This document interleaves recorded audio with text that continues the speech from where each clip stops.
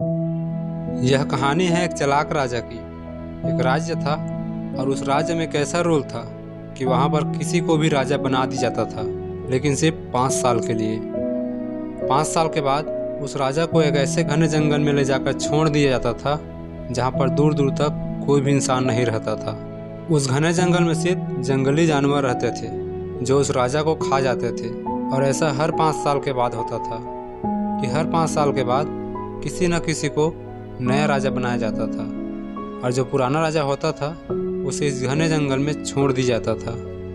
जो भी लोग राजा बनते थे वो राजा बनने के बाद अपनी ज़िंदगी में इतने खो जाते थे कि वो ये सब भूल जाते थे कि उसके साथ 5 साल के बाद क्या होने वाला है। और राजा बनने के बाद वो लोग बहुत ही ऐशो आराम की ज़िंदगी जीते थे।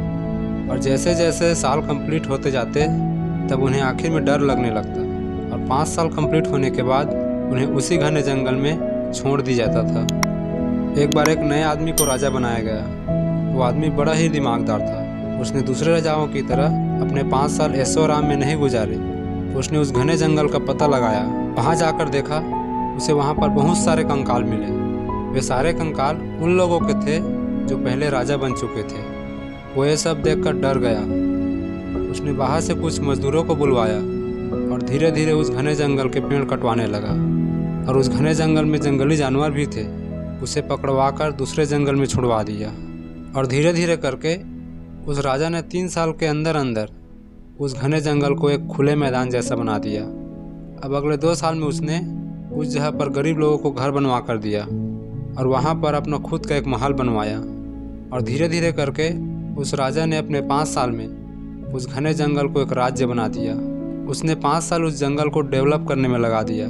और जब राजा के 5 साल कंप्लीट हुए तो उस राज्य के लोगों ने उसे उस घने जंगल में छोड़ दिया, जो कि अब बहुत बड़ा राज्य बन चुका था। अब यह राजा वहाँ पर गया तो वहाँ इसका फूलों से स्वागत किया गया और अब वो वहाँ का राजा बन गया था। और अब उसने अपनी सारी ज़िंदगी आराम से गुजारी। दोस्तों, इस कहानी से हमें यह सीख मिलती है कि ये जो हमारे 20 से 25 की उम्र होती है, यही एज होती है जो हमारे फ्यूचर को डिसाइड करती है।